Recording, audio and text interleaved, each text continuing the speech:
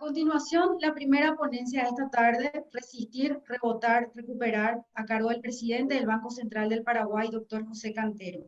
El doctor José Cantero es economista y también licenciado en Ciencias Políticas y en Economía de la Universidad de Kansas. Además, cuenta con maestrías en Política Económica y en Finanzas Internacionales de la Universidad de Illinois. Anteriormente fue director de Estudios Monetarios y Financieros en el Banco Central del Paraguay, como también director del Centro de Estudios Económicos de la Unión Industrial Paraguaya. Se desempeñó como docente en la Universidad Católica Nuestra Señora de la Asunción y en la Escuela de Administración y Negocios. Además, es autor de diversos libros referentes a la economía paraguaya. Adelante, doctor José Cantero.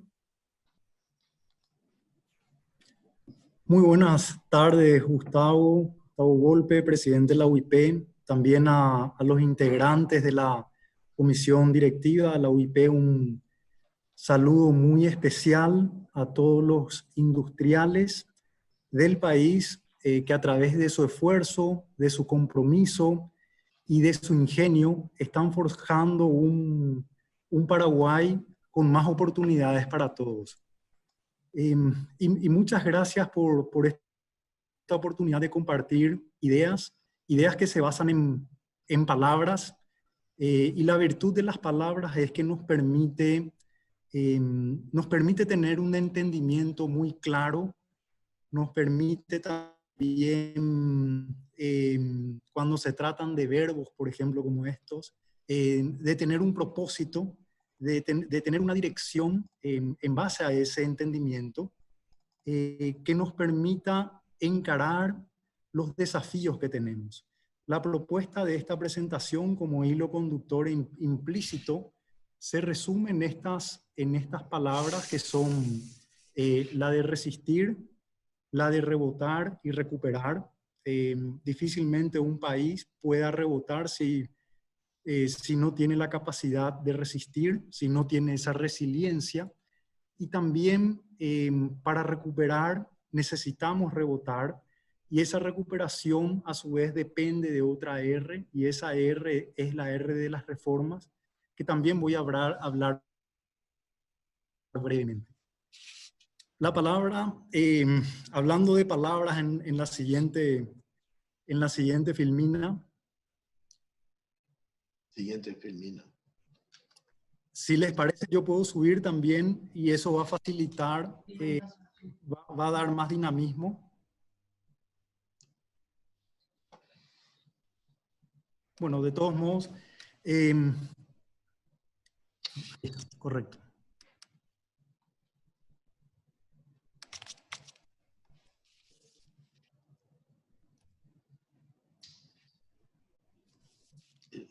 Bueno, hablando de palabras, esta es una cita de Donald Rumsfeld, que fue jefe de Estado de los Estados Unidos en 2 ocasiones, y se basa en 2 palabras que en inglés tienen mucho sentido, que son unknown, unknown, que aquí se traduce como lo que él había dicho, y nos va a dar un entendimiento de la situación a través de estas 2 palabras.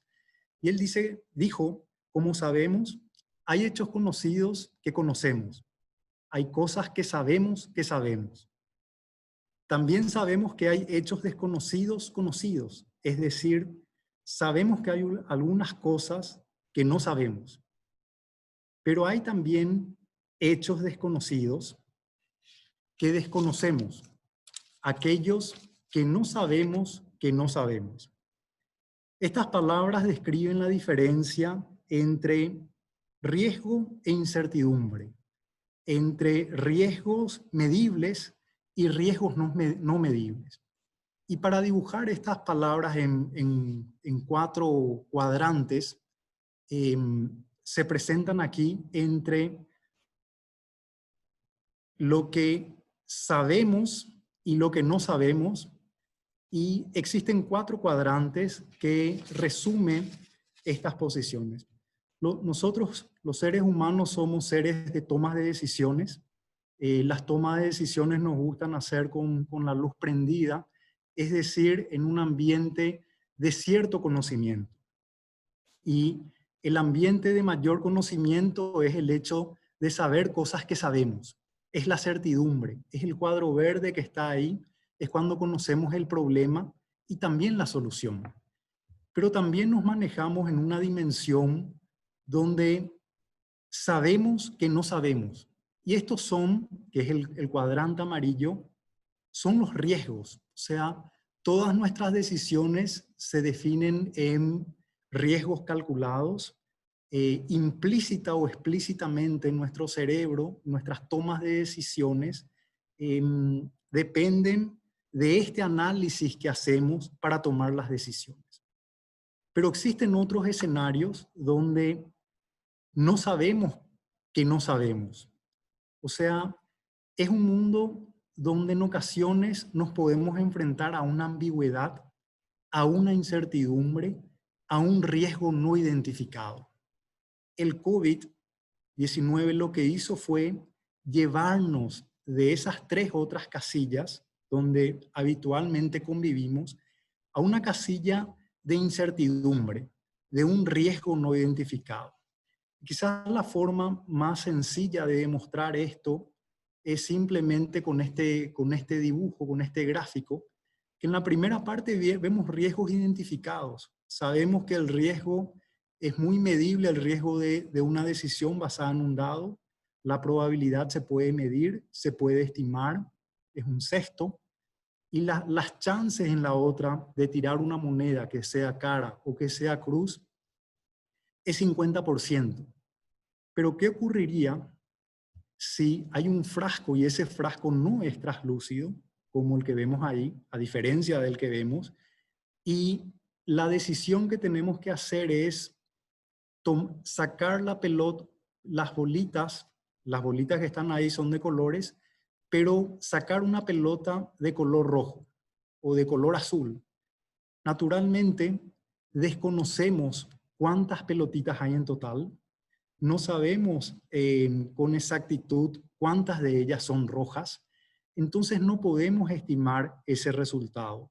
El resultado es incierto, nos encontramos ante un riesgo no identificado, ante una ambigüedad. Y el COVID lo que hizo fue llevarnos a ese cuadrante con preguntas muy sencillas. ¿Cuánto va a durar esto?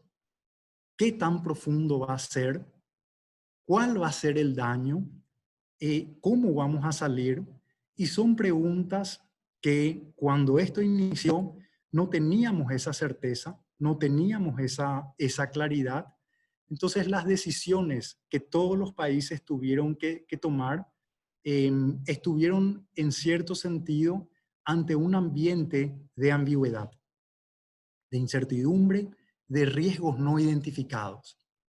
Y podemos ver que esa incertidumbre a través de algunos índices internacionales a lo largo de los últimos meses creció en forma considerable.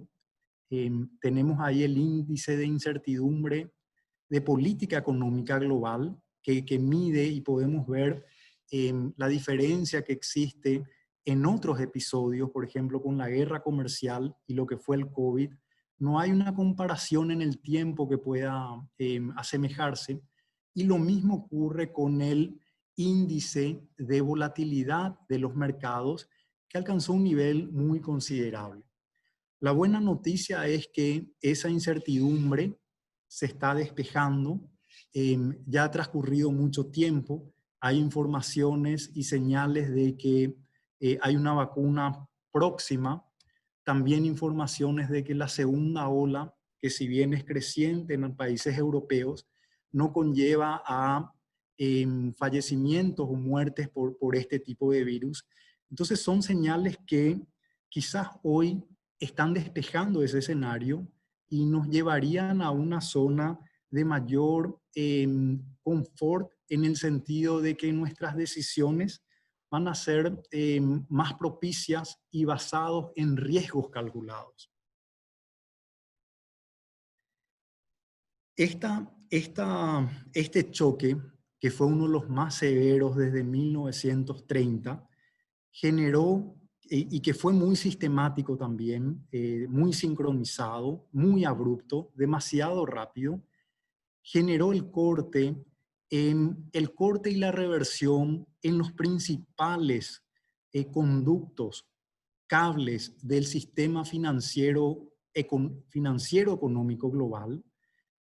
Generó una retracción de los flujos financieros, y por flujos financieros también, y una interrupción por flujos financieros también nos referimos no solamente a las salidas de capitales que experimentó, por ejemplo, Brasil u otros países, todos los países emergentes, sino también a la parálisis en la inversión extranjera directa.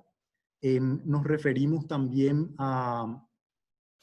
al efecto que ha tenido en los préstamos, en las remesas internacionales también, que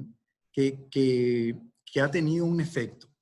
Yo creo que la buena noticia es que el flujo financiero para Paraguay, bueno, primero no tuvimos una corrida de capitales, no tuvimos una corrida tampoco de monedas. El mercado financiero siempre estuvo abierto para Paraguay para la financiación. No somos muy dependientes aún de la inversión extranjera directa, si bien es un componente clave. Las remesas de los trabajadores representarían 5% del PIB. Y cuando hablamos de bienes, que también en las exportaciones de bienes prácticamente todos los muros, no solamente el que decía Trump, el muro con México se tenía que levantar, sino todos se levantaron. Por fortuna, Paraguay para este año el Banco Central estima un superávit en la cuenta de capital. Eso le da una capacidad de resiliencia, de resistencia a nuestro país, y también un superávit en la balanza comercial. Y en lo que hace a personas, también ha significado un alto del turismo. Hay países en el Caribe, por ejemplo, que su economía depende del 90% de este flujo de dinero. Hay otras economías que también tienen una proporción muy importante. En el caso de Paraguay, su impacto obviamente en lo que hace al turismo no registrado, principalmente su efecto no ha sido tan importante. Entonces estos tres canales se han interrumpido. Esperemos que en el tiempo se vuelvan a restablecer. Y al hacer una mirada en el mapa global, y acá no estamos centrando solamente en el mapa de América, y tanto del año 2008, que fue una de las crisis más importantes, y vemos que el 2008, que fue una crisis financiera internacional, afectó solamente a 11 países en el mundo.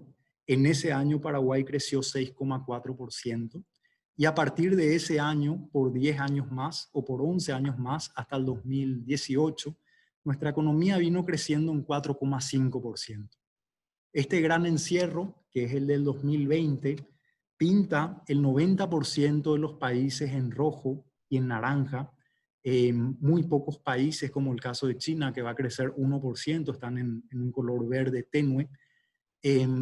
Pero vemos que nuestra economía este año va a caer en 3,5%, y que todas las economías van a experimentar inclusive crecimientos más importantes. Es una situación global que impone esta situación a todos los países.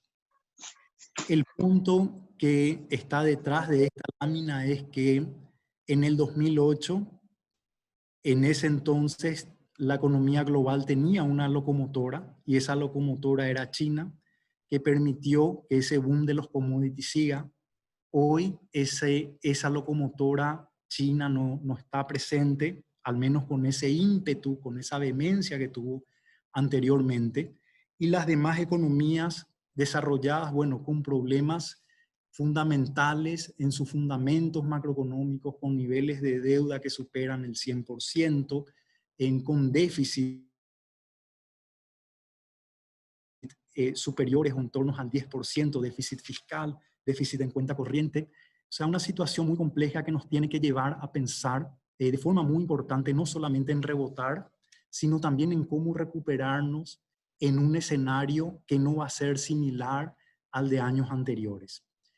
Y el Banco Central, ante este manto de tanta incertidumbre, ante esta situación muy compleja, tomó políticas en tres vertientes. Una, la provisión de liquidez, que voy a comentar brevemente, también la reducción de tasas de interés y un conjunto de medidas para las reprogramaciones, la oferta de nuevos créditos, así como hemos tenido un rol también bastante activo y participativo con el sector privado, con el equipo económico, para ir institucionalizando y poniendo a disposición otros instrumentos como el FOGAPI, que puedan ensamblarse dentro del conjunto de decisiones que se han tomado en el campo monetario y financiero y que han complementado las distintas medidas de política económica, especialmente en el ámbito fiscal, en el ámbito de empleo, entre otras. Y dentro de las medidas de provisión de liquidez, en conjunto el Banco Central puso a disposición aproximadamente 6% del PIB. La decisión que hemos tomado fue, naturalmente, para acompañar a la economía, para acompañar al sistema financiero, para decir que el Banco Central está presente a través de un conjunto de instrumentos para disipar esas incertidumbres que inicialmente surgieron. Y dentro de lo que es la facilidad de repo, aproximadamente 750 millones de dólares. En lo que es repo con cartera, se ha dispuesto, está a disposición también 450 millones. Y desencaje aproximadamente un billón de dólares, 1.000 millones de dólares, tanto moneda extranjera como moneda nacional, que orientado a las refinanciaciones y el otorgamiento de nuevos créditos. Esta medida se ha complementado con una orientación bastante decidida del Banco Central de acomodar su política monetaria. Podemos ver que esta línea marrón es el Banco Central, es la tasa de política monetaria. Prácticamente nos encontrábamos en el mismo Colombia, también que Brasil en este momento, a inicios del año, y vemos que estos países, Brasil, Colombia, también redujeron sus tasas de interés, pero en el caso de Paraguay hemos implementado una política probablemente más acorde a este escenario y prácticamente hoy nos encontramos en un sitial muy cercano al de Chile y al de Perú. El Banco Central fue el banco que más redujo su tasa de interés. Hoy es la tasa de interés más baja históricamente, al menos en los últimos años.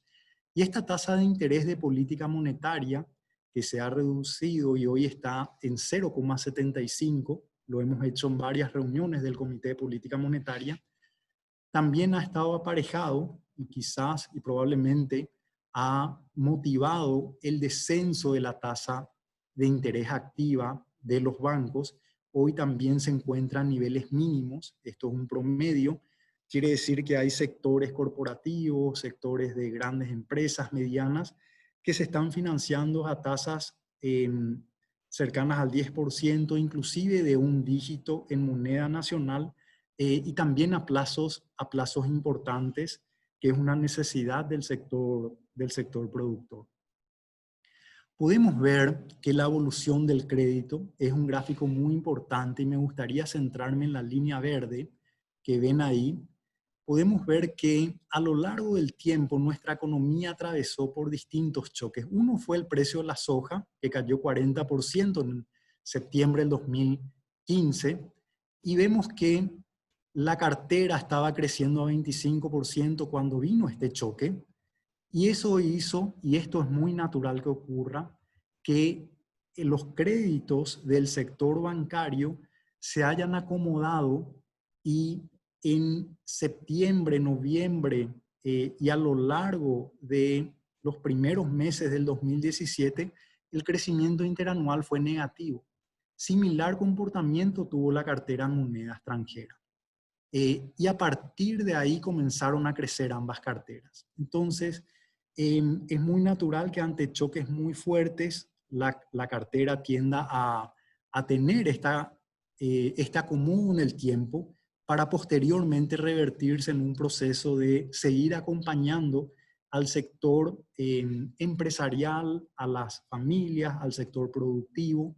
Y lo mismo ocurrió con ambas monedas. El año pasado tuvimos otro choque climático que fue también bastante fuerte, que también tuvo un efecto, inclusive antes de que ocurra el choque del COVID, la tasa en moneda extranjera ya se encontraba negativa, tal como en años anteriores, y también con una caída del efecto climático de la cartera en moneda nacional, pero por fortuna y también por todas las decisiones de políticas públicas y también decisiones y el compromiso del sector bancario nacional, hoy se encuentra creciendo la cartera en moneda nacional en términos de 10,5.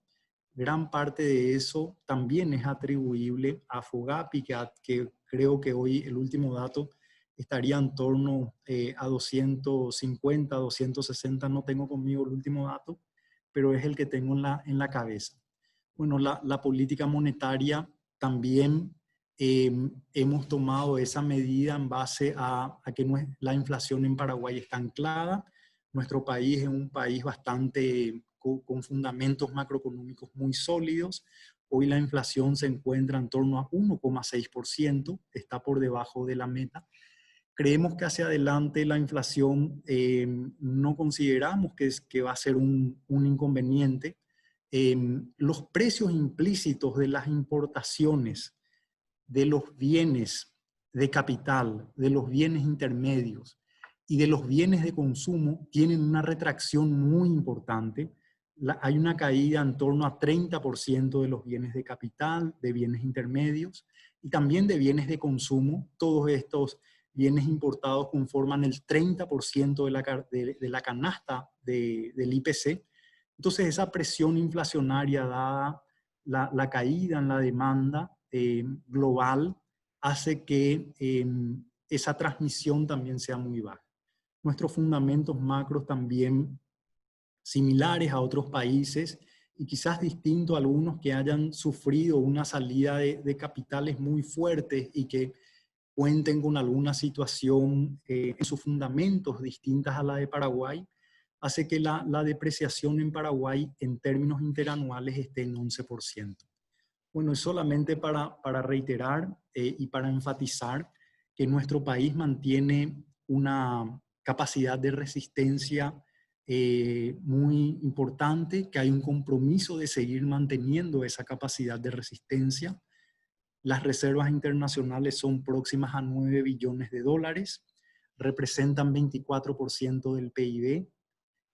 Paraguay tiene las puertas abiertas al mercado financiero internacional con una tasa prácticamente comparable a la de un grado de inversión, inclusive en algunos casos más bajos, y también con una tendencia hacia adelante, con una tendencia muy clara que escalón tras escalón estamos haciendo las tareas para ir hacia ese grado de inversión. Hoy nos encuentra también con una agenda de reformas muy importante que está orientada a construir esos peldaños, que son todas las reformas estructurales, las reformas institucionales, que los mercados internacionales, los inversores, los analistas dicen que es una condición importante para que Paraguay siga yendo hacia adelante en esta curva, en estos escalones, en estas gradas. Eso también va a ser muy beneficioso para el sector empresarial, en particular para el sector industrial que requiere de tasas bajas a muy largo plazo. Entonces, ese trayecto, todos tenemos que ser partícipes de seguir construyendo esta escalera. Podemos ver, y acá podríamos decir que quizás lo peor ya ha pasado, los gráficos demuestran eso. También demuestra que el choque climático que tuvimos el año pasado fue muy fuerte, que nos llevó a una política contracíclica, que esa política contracíclica y también la fortaleza del sector privado, del sector agrícola y de otros sectores, han permitido que nuestra economía, antes que ocurra el choque, mantenga un crecimiento prácticamente ininterrumpido de 8 meses. Cuando vino el COVID, la economía se tuvo que cerrar como todas las otras. El efecto fue muy fuerte, la caída fue muy abrupta, pero desde esa caída estamos viendo una recuperación que probablemente hacia adelante, algunos meses probablemente van a tener sus particularidades, se van a encontrar en negativo, pero en líneas generales esa tendencia es muy relevante destacar. Y podemos ver estos tres últimos gráficos, el 13,9 negativo, el 7,2 y el 1,2, comparando con otros países. Esa caída que tuvimos en abril, podemos decir que relativamente la caída fue menor en el Paraguay, que algo importante también, que en el mes de mayo prácticamente un 50% o 50% hubo una mejora importante y quizás más significativa que en otros países. En el caso de Perú, por ejemplo, una caída de 40%, el siguiente mes de 32%, y así sucesivamente. Pero en el caso de Paraguay ya vimos esa mejora importante, fue fruto de abrir también la economía, y en el mes de junio ya con un número positivo, pero lo destacable acá es esa tendencia y esa mayor capacidad de resistencia, y vemos también implícitamente un eventual rebote, que esa resiliencia que va a permitir el Banco Central para este año estima una caída de 3,5, que si comparamos también con otros países, vemos que la caída en Paraguay no va a ser tan acuciante, no va a ser tan fuerte, como el caso de Chile, Colombia, Brasil, Argentina. Argentina hace 10 años prácticamente no crece. Y bueno, que esta capacidad también de resistir nos va a llevar a un rebote en torno al 6%. Esta es una estimación del Fondo Monetario. Entiendo también de que hay analistas locales, instituciones, también bancos que están estimando este tipo de crecimiento para el año 2021. Con esto me voy a un punto acá, en este gráfico también, quizás se resume en un solo pantallazo. Primero, el compromiso de preservar la macroeconomía. El plan económico presenta un claro compromiso de que el déficit fiscal tiene que ir convergiendo de forma gradual, para dar también certidumbre al sector privado, de que el déficit va a seguir siendo un ancla, implícitamente de que el endeudamiento externo también va a ser controlable. Entiendo que también hay un propósito en términos de ir gestionando esa deuda externa a través de un proyecto de ley de gestión de pasivos que también es conducente hacia ese propósito. Y para resistir también, que la viceministra Carmen, también Marín va a comentar, existieron prácticamente 3 bloques de proteger al sector de las MIPYMES, que es el sector empresarial quizás con menos capacidad de resistir ante este tipo de choques, de tener una mirada también hacia las familias, hacia la protección social, y un enfoque muy importante hacia la inversión en infraestructura, no solamente por el multiplicador que genera, sino que a la vez porque nuestro país requiere reducir los costos de transacción para que el sector empresarial sea más competitivo, para que nos podamos integrar al mundo. Sobre estos 3 pilares que vemos acá, hoy tenemos reformas estructurales que son históricas. Y reformas estructurales suena muy complejo, pero simplemente es, en una palabra, hacer más sencilla la vida de las familias y del sector empresarial, de las empresas del sector productivo, hacer más competitiva toda su dinámica, que se puedan proveer mejores servicios, que sea más sencillo, que a través de estas reformas, en lo que es la reforma de compras públicas, se logre eficiencia, de optimización de la estructura del Estado, también se logre reducción de costos quizás, pero eficiencia y provisión de mejores servicios. También la reforma a la función pública. Estuve leyendo un comentario de uno de los analistas, de César Barreto, que decía que esta probablemente va a ser la reforma más importante, pero realmente hay un paquete demasiado amplio de reformas. Y una de ellas, dentro de ese paquete, está el ambiente de negocios.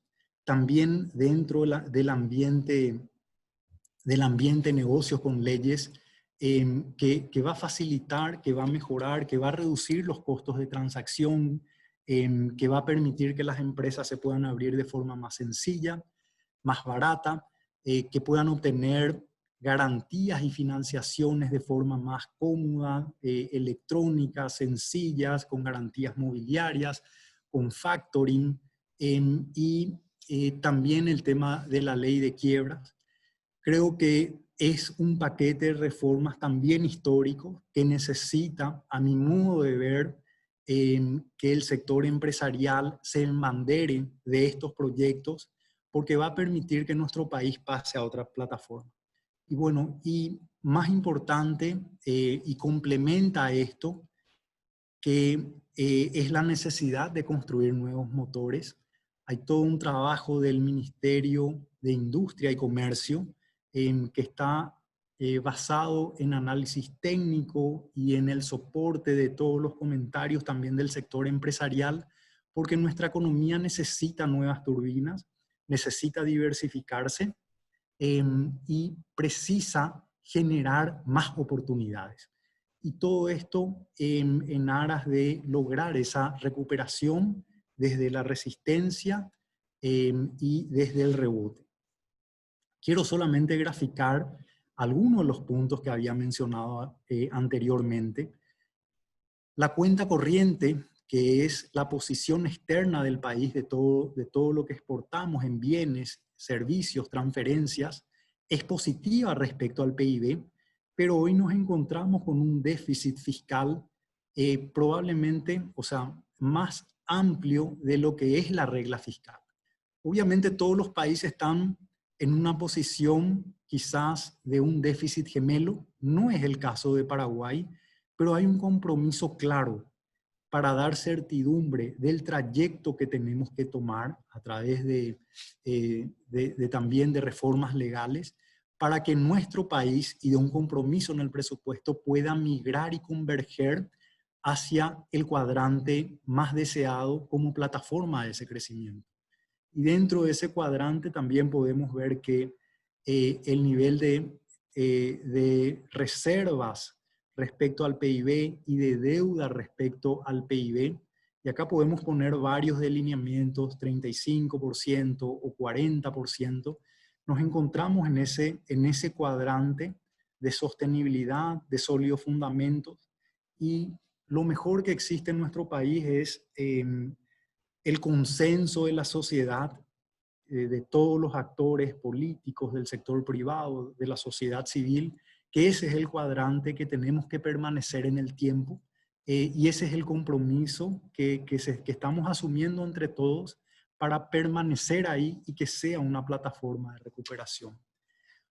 Y también se grafica aquí lo que va a significar los paquetes de leyes en cuanto a doing business. Se ha trabajado con el Banco Mundial, con organismos internacionales, con especialistas, de tal manera que nuestro posicionamiento internacional mejore, pero no solamente por eso es solamente un resultado. El objetivo es que el sector empresarial, el sector productivo sea cada vez más competitivo, que las transacciones, las negociaciones se puedan hacer de forma más sencilla, más simple, y que existan oportunidades de negocios y de rentabilidad. Y para eso hay otra dimensión, que es el cuadrante bueno, este ranking quizás está está al revés, ¿verdad? Pero es de...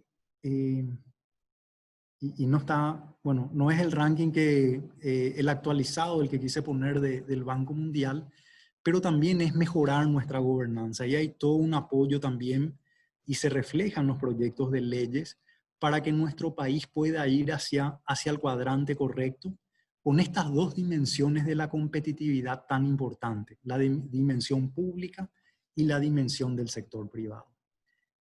Sobre estos puntos, como les había mencionado, nuestra necesidad de construir nuevos motores. Uno de ellos, y bueno, los motores que están acá, algunos ya están sobre rieles, algunos de ellos están en una etapa inicial, otros ya están diseñados y están programados dentro de la dinámica de la actividad del sector empresarial con el Ministerio de Industria y Comercio, pero solamente para dimensionar el potencial del sector porcino, que a su vez es primario, secundario y tiene un efecto en el sector terciario de servicios. Hoy exportamos aproximadamente 9 millones de dólares. Creo que es un sector que puede exportar 400 millones de dólares, puede ser una nueva turbina. El sector forestal en el PIB representa 0,7% del PIB. También es un sector que hoy está recogiendo, nuestro país es un terreno demasiado fértil para la inversión extranjera directa, para la inversión nacional, y eso creo que ya hay un pie puesto en este sector.